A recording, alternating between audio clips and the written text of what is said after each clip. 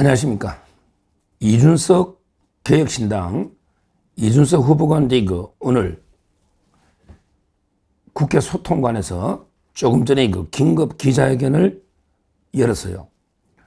그러면서 후보 단일화는 이번 선거에 없다. 다시 한번 완주하겠다. 이런 의지를 천명했습니다. 뭐냐면 저를 응원해 주시는 모든 분들에게 또렷하게 응답한다. 끝까지 싸워 끝내 이기겠다. 이런 식으로 완주 의지를 이야기한 거예요. 그러면서 김문수 후보 보고 며칠 전에 오히려 사퇴해라 이랬는데, 오늘도 김문수 후보로는 도저히 이기지 못하는 거 아니냐. 결국은 이재명 이길 거는 내밖에 없다. 뭐 이런 이야기를 하고 있습니다. 저는 처음부터 단일화가 쉽지 않다. 우리는 이준석에게 고사를 시키게 된다. 단일화하는 게 어렵다. 이렇게 몇 번 제가 이야기를 했습니다. 왜냐하면 개혁신당에 제가 아는 동생들이 많이 있거든요. 그러니까 후보 이준석가 제일 완고하다고 합니다. 오히려 참모들은 단일화하는 게 여러모로 맞다. 이렇게 보는 분이 많은데, 이준석이가 끝까지 완주해야 된다. 이런 의지가 제일 강하다. 개혁신당에서. 이야기를 제가 오래전부터 들었기 때문에 단일화 쉽지 않다. 그래서 플랜 B로 고사를 시키게 된다. 이렇게 계속 이야기했는데, 오늘 역시 현재까지는, 물론 이게 아직도 내일 하루가 남아있지만, 모레는 바로 사전투표 선거이기 때문에 이제 하루가 남아있습니다. 물론 저번에 윤석열 대통령하고 안철수도 사전투표 당일 새벽에 단일화된 예가 있지만, 아마 제가 보기에 그런 걸 또 기대하기는 어렵다. 지금 현재 이준석이는 정상적인 판단할 수 있는 상황이 아니다. 본인이 아마 처음 대선 오니까 아무 정신이 없을 겁니다. 냉정하게 차분하게 객관적으로 판을 볼 수 있는 상황이 아니다. 한마디로 제정신이 아니다. 저는 이렇게 봅니다. 지금 보십시오. 다시 오늘 또 동탄의 기적처럼 자기가 싸워서 끝내 이재명을 이기겠다. 이렇게 떠들고 있잖아요. 한마디로 현실을 제대로 파악 못하고 있는 이런 상황입니다. 자, 그러면 어떻게 될까? 이준석이가 끝까지 완주하면요, 어떻게 될까? 저는 지지율이 한 5% 정도로 확 줄 거라고 생각합니다. 여론조사는 소신껏 이쪽 저쪽 양당이 다 싫으면 이준석 쪽으로 응답할 수가 있죠. 여론조사는. 그러나 실제 투표는 안 그렇습니다. 실제 투표는 최악을 막는 이런 투표를 하거든요. 최악을 막는. 그러면 최악의 후보가 이재명이면 이재명을 막아야 된다. 그러면 김문수밖에 없잖아요. 따라서 제가 첫째 이준석이가 끝까지 완주하면 어떻게 되느냐. 지지율은 저는 여론조사보다 한 반 정도 나오지 않을까. 그래서 마이너바 쪽에 5, 6% 정도 이렇게 예상이 됩니다. 그거는 오랜 여론조사하고 그다음에 실제 예를 들어 당선 가능성이 전혀 없는 제3의 후보다. 이런 경우에 여론처럼 나오지 않습니다. 우리가 옛날에 수없이 봤기 때문에 그거는 저는 다 전문가들도 그렇게 예측을 하고 있습니다. 그리고 두 번째, 끝까지 완주하면 어떻게 되느냐. 바로 5%가 안 되면 엄청나게 당이 혼란에 빠지면서 빚더미 안게 될 거예요. 물론 많이는 안 쓴다면 한 50억에서 한 70억 정도 쓰지 않을까. 이렇게 비용은 예측이 됩니다. 근데 물론 국고보조금이 한 3명 하명에 한 20억 정도 나올 것입니다. 20억. 근데 그 가지고는 택도 없죠. 벽보 하나가 30억인데 아무리 아껴 쓰고 돈 안 써도 한 6, 70억은 쓰지 않냐. 이렇게 보통 전문가들이 개혁신당 내부에서 제 취재해 보면 그렇게 이야기를 합니다. 그러면 이제 본인은 비용 보존이 전혀 안 된다. 물론 이제 워낙 돈 안 쓰죠. 손편지나 쓰고 거의 현재 운동원도 두지 않고요. 유세 차량도 안 보이고 거의 안 쓰지만 광고도 안 하죠. 그러나 이게 알게 모르게 나가는 돈이 있고요. 이런 게 나중에 청구서가 돼가지고 들어오면요. 당은 이게 아주 대혼동에 빠질 거예요. 지금 개혁신당이 사람이 없어요. 지금 천하람이 하고 그 다음에 이주영 둘이 있고 나머지 다 떠나가서 사람이 없어요. 그게. 그러니까 이제 나중에 선거 끝나고 나면요.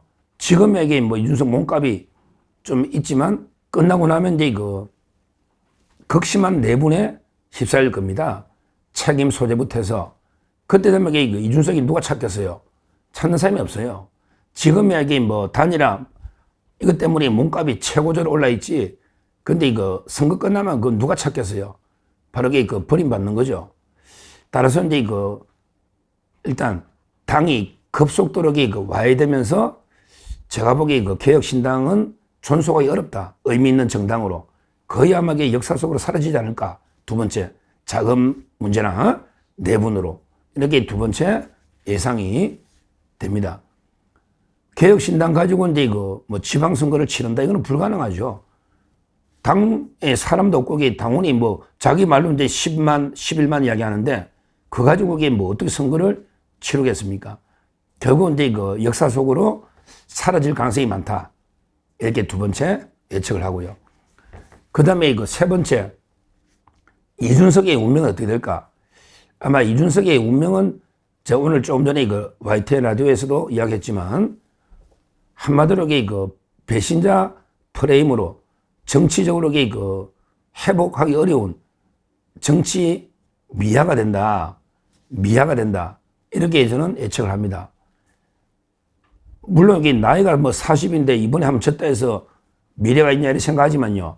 이번에 아주 나쁜 이미지가 고착되면요. 우리 우파 쪽에서는 배신자 프레임에 한번 걸리면요. 이거는 이제 영원히 불가능합니다. 재기가.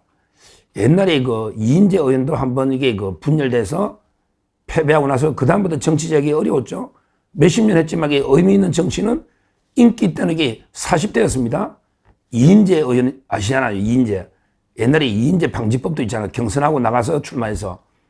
그러니까 이제 그때 이유는 정치적으로 의미 있는 역할을 못했어요. 한 번 그때 인기가 있었죠. 이준석이도 이제 이번에 40대 한번 인기 있어도요. 그러나 또 새로운 청년들이 많이 치고 오거든요. 이번에 만약에 분열대가 패배하면요. 주된 책임은 이제 이준석한테 물을 수밖에 없고 그게 현실이죠. 그러면 이제 우리 우파 국민들이 볼 때는 야, 참 이게 도저히 구제불능의 배신자다. 분열주의자다. 이렇게 딱 한번 프레임이 쓰이면요. 이거는 회복하는 게 그게 불가능하다. 이렇게 저는 봅니다. 여러 번 기회가 오는 게 아니에요. 따라서 이제 정치적으로는 사상의 정치 생명이 끝날 수도 있는 정치 미화가 될 수 있는 이런 이제 상황이다. 이렇게 평가를 합니다. 결론적으로 이제 오늘 이준석이가 동탄 모델로 이건 제가 아침에도 방송했지만 동탄 모델은요. 그때는 민주당의 공영훈 후보가 부동산 투기로 자멸한 거고요. 그 다음에 국민의힘의 한정민 이분이 워낙 어린 신인이었기 때문에 인지도가 낮아서 처음부터 이준석이가 2등 정도는 했어요. 그러면서 공영훈이가 자멸한 거예요. 투기로. 근데 이번에 이재명, 김문수, 양강이 싸우는데 그게 누가 며칠 만에 동탄에 기적이 일나듯이 이준석이 된다. 이거는 꿈을 꾸도 진짜 생각한다면 정신적으로 저는 문제가 있다 보고요. 진짜 그렇게 자기가 이긴다고 생각하면 아니면 전략적으로 그렇게 이긴다고 주장할 수는 있겠는데 최대한 득표를 하려고요. 근데 이준석이가 제가 보기에 10% 따나 11% 따나 5% 따나 아무 의미가 없어요. 그런 결국은 다 죽은 표가 되면서 책임밖에 없는 겁니다. 따라서 이제 어떻게 될까? 오늘 이준석이는 이제 최악의 자충수, 최악의 악수를 둔 거예요. 진짜 끝까지 완주하면 어떻게 된다? 지지율은 이제 실제 까보면 여론조사보다 반 정도 나오지 않을까. 이렇게 예측이 되고요. 그 다음에 그 개혁신당은 돈 문제나 극심한 게 내부 뭐 사람도 없지만 바로 그 당은 사라질 와야 될 가능성이 있고, 그럼 이게 세 번째, 이준석에게 갈 데가 어디 있습니까? 뭐 국민의힘에 그때 가서 좀 받아줘 이럴 수도 없고, 자기가 뭐 이게 뭐 돈 안 쓰는 돈도 없지만 신당을 만들 수도 없고 개혁신당도 와야 되는데, 그럼 이게 어디 뭐 붙일 데가 없죠. 지금 민주당으로 이게 오라고 자꾸 민주당에 뭐 누가 받아줍니까? 민주당이 받아줄 이유가 없잖아요. 이런 식의 그 독불 장군인데 누가 이게 받아주겠습니까? 결국 저는 이번에 그 최악의 완주, 이 최악의 악수는 본인도 그 정치 생명을 끌어놓고, 그 다음에 그 개혁신당도 역사 속으로 사라지는 이런 게 선택이 될 수밖에 없다. 이거는요, 개혁신당의 내부의 핵심 참모들도 저처럼 이게 다 보고 있어요. 이준석이만 지금 이게 눈에 뭐 환상이 뭐 씌있는지 제대로 못 보지, 개혁신당의 그 핵심 당직자들 저 몇 명을 이야기해 봤는데, 이 사람들도 결국 이준석이가 여론조사만큼 이게 따기는 어렵다고 보고 있어요.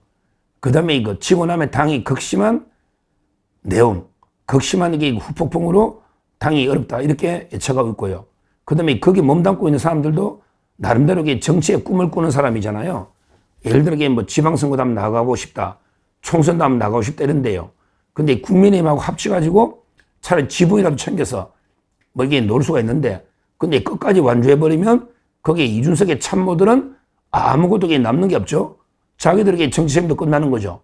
이준석이가 차라리 단일화 하면서 야, 우리 지분 다음에 공천 한 20개 줘, 또는 공천 몇 개 줘, 이러면 밑에 참모들도 일할 맛이 나죠. 합치면. 근데 이준석이 지한하게 뭐 어떻게 눈에 뭐가 씌있는지 완전히 뭐 지 혼자게 완주한다고 하면요, 그러면 그 밑에 참모들도 제대로 그 역할을 할 수가 없다, 이렇게 보는 겁니다. 결론적으로 근데 오늘 이준석이가 다시 기자회견 한 거는, 이거는 이제 그 최악의 악수를 본인이 둔 거고요. 결국 이제 그 본인의 정치 생명이나 그 다음에 그 당의 생명도 끊어놓는 이런 이제 그 악수다. 그리고 이제 그 실제 투표해 보면요, 정말 이게 그 깜짝 놀랄 만큼 여론하고 다르게 논다, 이렇게 저는 봅니다. 이제 우리 국민의힘은요, 기본은 이제 그 3자 필승론이죠. 뭐 이준석은 이게 큰 변수가 안 됩니다.